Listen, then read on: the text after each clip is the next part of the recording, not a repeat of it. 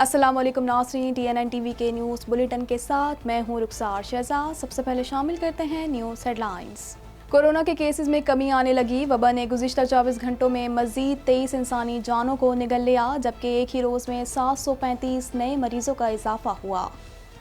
Finance bill 2021-22 قومی assembly نے منظور کر لیا۔ اپوزیشن کی جانب سے بل کی مخالفت کی گئی۔ ورلڈ بینک نے پاکستان کے لیے $80 کروڑ کی منظوری دے دی۔ اعلامیے میں کہا گیا ہے کہ پاکستان کو درپیش مالی چیلنجز سے نمٹنے کے لیے پاور سیکٹر ریفارمز انتہائی اہم ہیں۔ اسرائیل سے روابط پر پارلیمان کو اعتماد میں لیا جائے۔ سابق صدر آصف زرداری کہتے ہیں، مانگے تانگے پر چلنے والی حکومت کہیں ہے ہی نہیں۔ اگر حکومت کہیں ہو تو وہ گرے گی۔ تیزاب پھینکنے کے واقعات آئے تو شرمین عبید والی فلم بن گئی۔ DG رینجرز کہتے ہیں کہ کینیڈا جیسے واقعات کراچی میں ہوتے تو اب تک کراچی کو خطرناک ترین شہر قرار دے دیا جا چکا ہوتا۔ پاکستان تحریک انصاف کے 8 ارکان کے سندھ اسمبلی اجلاس میں شرکت پر پابندی عائد۔ سندھ اسمبلی سیکریٹریٹ نے اسپیکر کی منظوری کے بعد حکم نامہ جاری کر دیا۔ لاہور کے گارڈن ٹاؤن میں ایک کے بعد ایک سلنڈر دھماکے، 10 گاڑیاں جل گئیں، دکان سے ملحقہ عمارتوں کی کھڑکیوں کے شیشے ٹوٹ گئے۔ اونٹیریو میں کورونا وائرس کے پھیلاؤ میں کمی کا سلسلہ جاری، یومیہ تعداد 9 ماہ کی کم ترین سطح پر آ گئی۔ پریمیئر کا کہنا ہے کہ بہت جلد صوبے میں پابندیوں میں مزید نرمی کر سکتے ہیں۔ کینیڈا بھر میں کورونا وائرس کے پھیلاؤ میں معمولی کمی، کینیڈا بھر میں کورونا کے مریضوں کی مجموعی تعداد 14,14,134 تک جا پہنچی۔ کینیڈا اور شمالی امریکہ میں شدید گرمی کی لہر جاری، مختلف ریاستیں ہیٹ ڈوم کی لپیٹ میں، کینیڈا کے مختلف شہروں میں خصوصی وارننگ جاری۔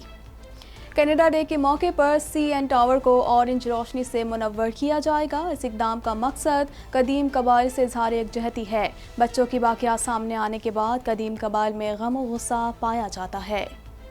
ایران کو کبھی بھی ایٹمی ہتھیار تیار کرنے نہیں دیں گے، بائیڈن کی اسرائیلی صدر کو یقین دہانی۔ اسرائیل صدر کا کہنا تھا کہ ایران کی مداخلت اور عسکریت پسندی کے خلاف مل کر کام کرنا ہوگا۔ عراق میں ایرانی حمایت یافتہ ملیشیا کے امریکی اڈے پر راکٹ حملے، امریکی فورسز کی جانب سے بھی گولہ باری کی گئی۔ ترجمان وائٹ ہاؤس کہتی ہیں کہ امریکیوں پر کسی بھی حملے کا جواب دینے کا حق حاصل ہے۔ دنیا میں کورونا کیسز کی تعداد 18 کروڑ 22 لاکھ سے تجاوز کر گئی۔ کورونا کی بھارتی قسم نے پورے آسٹریلیا کو اپنی لپیٹ میں لے لیا۔ ترکی نے بھارت سمیت 6 ممالک پر سفری پابندی عائد کر دی۔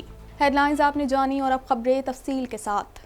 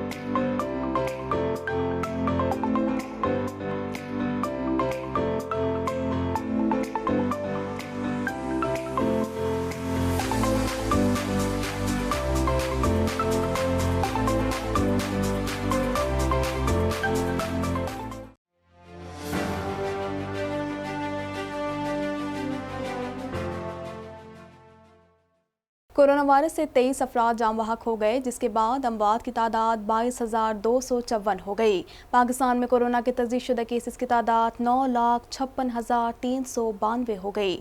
مزید جانتے ہیں اس رپورٹ میں۔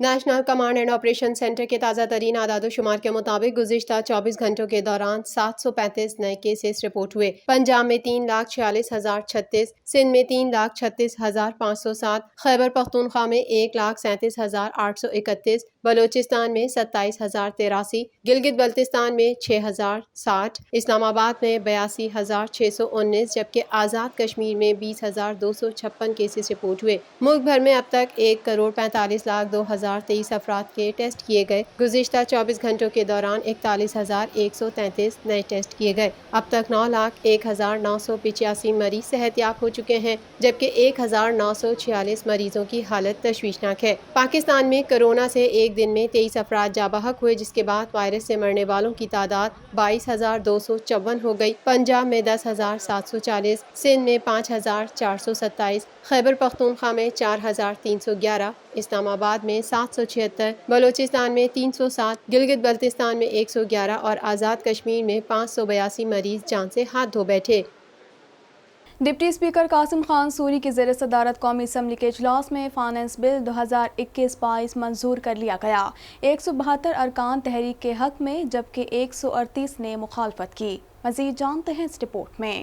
Deputy speaker Qasim Khan sorry کی زیر صدارت قومی اسمبلی کے اجلاس میں وفاقی وزیر خزانہ نے فائنانس بل 2021-22 منظوری کے لیے ایوان میں پیش کر دیا، جس میں وفاقی حکومت نے بجٹ منظوری سے متعلق تمام تیاریاں مکمل کر لی ہیں۔ وزیر خزانہ شوکت ترین نے فائنانس ترمیمی بل ایوان میں پیش کیا تو اپوزیشن کی جانب سے بل کی شدید مخالفت کی گئی۔ وزیر خزانہ شوکت ترین نے قومی اسمبلی میں اظہار خیال کرتے ہوئے کہا کہ 74 سال میں پہلی مرتبہ اس حکومت نے غریب کے لیے روڈ میپ دیا۔ 40 لاکھ غریب لوگوں کو گھر ملیں گے، صحت کارڈ ملیں گے اور سہولیات ملیں گی۔ کور انفلیشن ابھی بھی 7% ہے، تاہم فوڈ انفلیشن میں اضافہ ہوا ہے، جبکہ کھانے پینے کی اشیاء کی قیمتوں میں کمی صرف زراعت کی ترقی سے ممکن ہے۔ شوکت ترین نے کہا کہ آپ جو خسارہ چھوڑ کر گئے اس کی وجہ سے IMF کے پاس جانا پڑا۔ اگلے چند سالوں میں نچلی سطح پر خوشحالی ہوگی۔ ہمارا مقصد لوگوں کو گرفتار کرنا نہیں۔ آپ سیاست نہ کریں، میرٹ پر بات کریں اور مجھ پر میرٹ پر تنقید کریں، میں ٹھیک کروں گا۔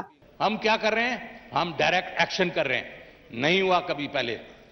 تو یہ جو چیزیں ہیں، آپ کہہ رہے ہیں غربت، ہم غربت کو کم کریں گے اور انشاءاللہ آپ دیکھیں گے اگلے چند سالوں کے بیچ میں نیچے خوشحالی ہوگی۔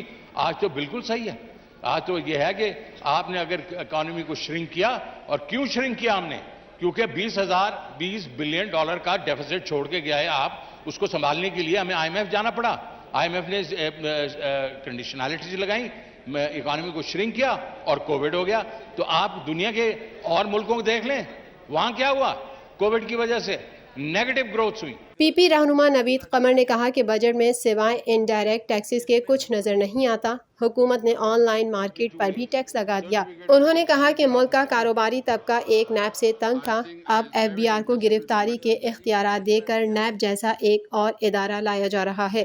آپ کے ویسٹ پر نیب بیٹھا ہے اور ایسٹ پر FBR بیٹھا ہے۔ خورشید شاہ کا کہنا تھا کہ اب تک 3 وزیر خزانہ تبدیل ہوئے۔ حکومت نے دعویٰ کیا کہ ٹیکس فری بجٹ ہوگا۔ حکومت نے 1200 ارب روپے کے ٹیکس لگائے۔ ملک میں تعلیمی اداروں کو فروغ نہیں دیا گیا۔ ہیلتھ کارڈ بانٹنے سے مسائل حل نہیں ہوں گے، ہیلتھ کارڈ بانٹنے کا بڑا اسکینڈل آئے گا۔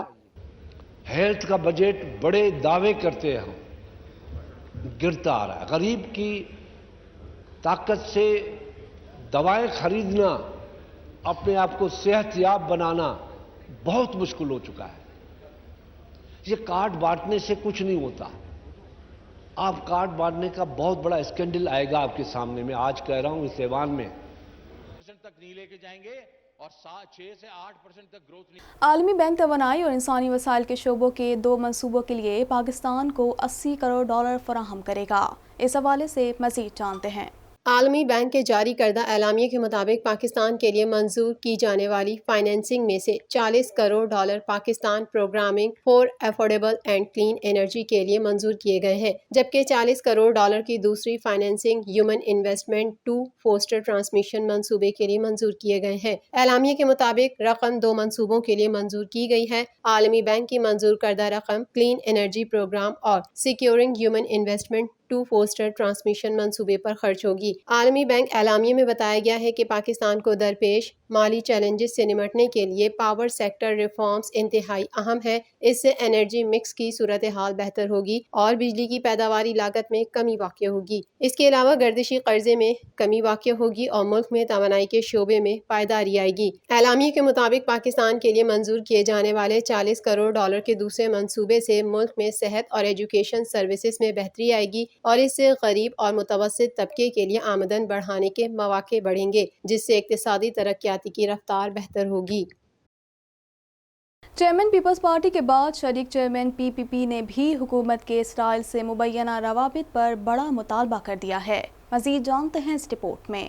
چیئرمین پیپلز پارٹی کے بعد شریک چیئرمین پی پی نے بھی حکومت کے اسرائیل سے مبینہ روابط پر بڑا مطالبہ کر دیا ہے۔ صحافیوں سے غیر رسمی بات چیت کرتے ہوئے سابق صدر نے صحافی کی جانب سے پوچھے گئے سوال پر جواب دیا کہ حکومت کی جانب سے مبینہ طور پر اسرائیل سے روابط پر پارلیمان کو اعتماد میں لیا جائے۔ سابق صدر نے افغانستان کی صورتحال کو خطرناک قرار دیتے ہوئے کہا کہ افغان صورتحال کے اثرات پاکستان پر آ سکتے ہیں۔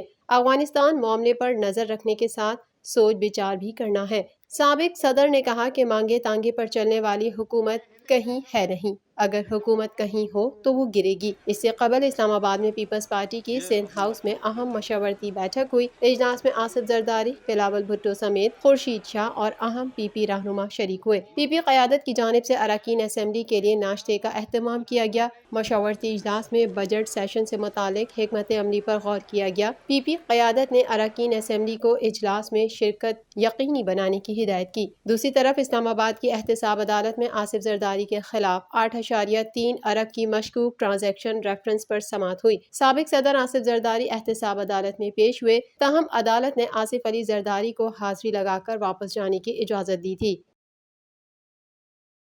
D G Rangers Sindh major general Iftikhar Hassan Chaudhry نے کہا ہے کہ ہم سے کراچی کے کاروباری شخص نے کہا کہ جس دن رینجرز یہاں سے گئی وہ لاہور منتقل ہو جائے گا۔ مزید جانتے ہیں اس رپورٹ میں۔ Director general ranger Sindh major general Iftikhar Hassan Chaudhry نے شرمین عبید چنائی کے فلم اور آسکر ایوارڈ پر تبصرہ کیا ہے۔ نجی یونیورسٹی میں منعقدہ تقریب سے خطاب کے دوران میجر جنرل افتخار حسن چودھری کا کہنا تھا کہ تیزاب پھینکنے کے 3 واقعات آئے تو شرمین عبید چنائی والی فلم بن گئی، آسکر مل گیا۔ کینیڈا میں پاکستانی فیملی کے ساتھ کیا ہوا آپ کو پتا ہے، اور پھر ایک اور واقعہ ہو گیا، وہاں ایک شخص کی داڑھی مونڈ دی گئی۔ کینیڈا جیسے واقعات کراچی میں ہوتے تو اب تک کراچی کو خطرناک ترین شہر قرار دیا جا چکا ہوتا۔ ان کا کہنا تھا کہ ملک میں تیزاب پھینکنے کے 3 واقعات سامنے آئے تو اس پر شرمین عبید چنائی والی فلم بن گئی اور اسے آسکر بھی مل گیا۔ لندن میں 800 سے زیادہ تیزاب پھینکنے کے واقعات ہوئے، کہیں کوئی فلم نہ بنی، میڈیا بھی غائب رہا۔ برطانیہ میں چاقو مارنے کے 10,000 کیسز ہوئے، کسی کو پتہ نہ چلا۔ آپ کے خیال میں کیا لندن اب بھی محفوظ ہے؟ کینیڈا کے اندر ٹورنٹو کے اندر آپ کو پتہ ہے کہ وہ پاکستانی فیملی کے ساتھ کیا ہوا۔ اس کے بعد کل اگین ایک واقعہ ہوا جس میں ایک پاکستانی کی داڑھی انہوں نے کاٹ دی اور اس کو مارا پیٹا، اور اگر یہی کام کراچی میں ہوا ہوتا تو ابھی تک Karachi most dangerous city declare ہو چکا ہوتا۔ 3 قصے آئے تھے نیشنل پریس پہ ایسڈ تھروئنگ والے، تو وہ فلم بن گئی تھی وہ شرمین عبید چنائی والی، جس پہ آسکر بھی مل گیا تھا پچھلے سال کے۔ اور یہ میں اپنی طرف سے نہیں بتا رہا، آپ اٹھا کے دیکھ لیجیے، پبلشڈ رپورٹ ہے کرائم کی یو کے کی۔ More than 800 incidents of acid and corrosive substance throwing on people. کہیں آپ کو پتہ لگا ہے کوئی فلم بنی؟ غائب ہے میڈیا سے۔